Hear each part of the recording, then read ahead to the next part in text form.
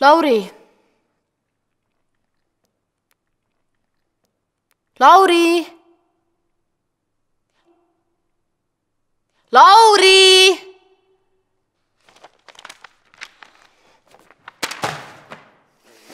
Mis on? Tahad ka kuulata? Jube hea musa. Ei, tänan väga. Ma tahan öelda, et keera see muusika vaiksemaks. Sa rikud nii oma kuulmise ära. Mis jutt see on? Muusikat peabki valjusti kuulama. Tõsi jutt.